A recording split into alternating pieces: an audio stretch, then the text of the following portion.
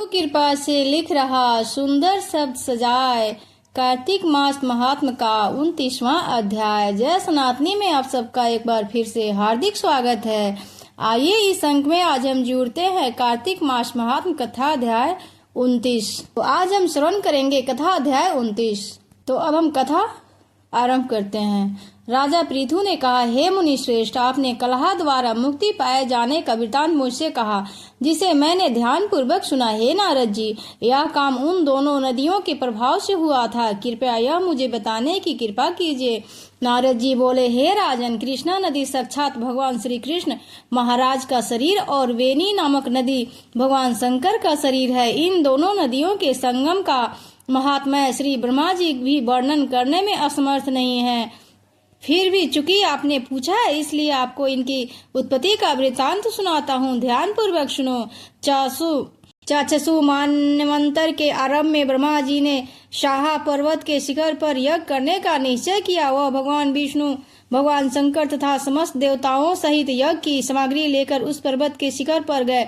महर्षि भृंगु आदि ऋषियों ने ब्रह्म मुहूर्त में उन्हें दीक्षा देने का विचार किया। तत्पश्चात भगवान विष्णु ने ब्रह्मा जी की भार्या त्वरा को बुलवाया। वही बड़ी धीमी गति से आ रही थी। इसी बीच में भृंगु जी ने भगवान विष्णु से पूछा, हे प्रभु, आपने त्वरा को शीघ्रता से बुलाया था, वह क्यों नहीं आई? ब्रह्म मुहूर्त निकल जाएगा। इस पर भगवान विष्णु बोले, यदि त्वरा यथा समय यहाँ नहीं आती तो आप गायत्री को ही स्त्री बनाकर दीक्षा विधान कर दीजिए। क्या गायत्री पुण्य कर्म में ब्रह्मा जी की स्त्री नहीं हो सकती?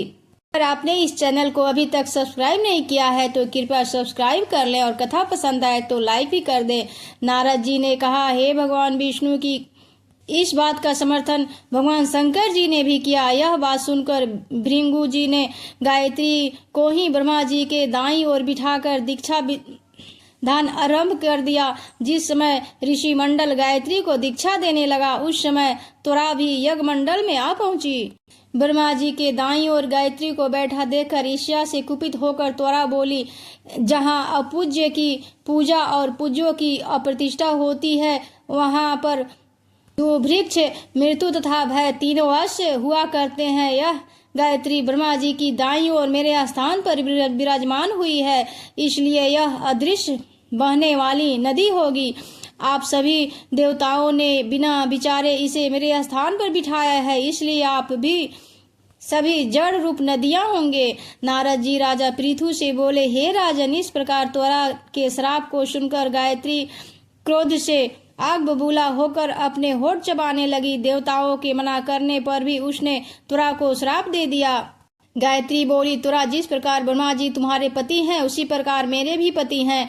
तुमने व्यर्थ ही शाप दे दिया है, इसलिए तुम भी नदी हो जाओ। तब देवताओं में खलबली मच गई। सभी देवता त्वरा को साष्टांग प्रणाम करके बोले, हे देवी, तुमने ब्रह्मा आदि समस्त देवताओं को जो शाप दिया है उचित नहीं है, क्योंकि यदि हम सब जड़ रूप नदियां हो जाएंगे तो फिर निश्चय ही यह तीनों लोक नहीं बच पाएंगे। चूंकि यह शाप तुमने दिया है, तुमने बिना विचारे दिया है, इसलिए यह शाप तुम वापिस ले लो। त्वरा बोली, हे देवगण, आपके द्वारा यज्ञ के आरंभ में गणेश पूजन न किए जाने के कारण ही यह विघ्न उत्पन्न हुआ है। मेरा यह शाप कदाचित खाली नहीं जा सकता, इसलिए आप सभी अपने अंगों से जड़ीभूत होकर अश्वमेध नदियां बनोगे। हम दोनों सौतने भी अपने अपने वंशों पश्चिम में बहने वाली नदियां होंगी।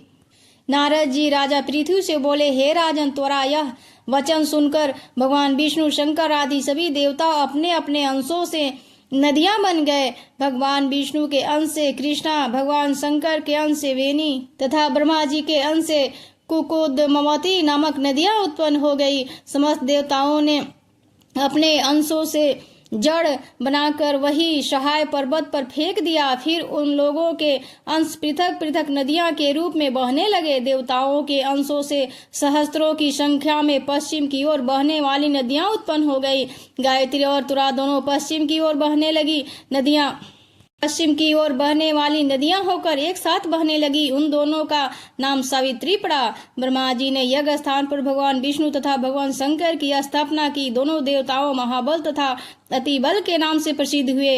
हे राजन, कृष्णा और बेनी नदी की उत्पत्ति का यह वर्णन जो भी मनुष्य सुनेगा या सुनाएगा, उसे नदियां के दर्शन और स्नान का फल प्राप्त होगा। प्रकार कार्तिक मास महात्म कथा अध्याय 29 संपूर्ण हुआ। अगर कथा पसंद आए तो चैनल को सब्सक्राइब और लाइक कर दे तथा कमेंट करके अपना सुझाव भी अवश्य दें। जय श्री कृष्णा, राधे राधे।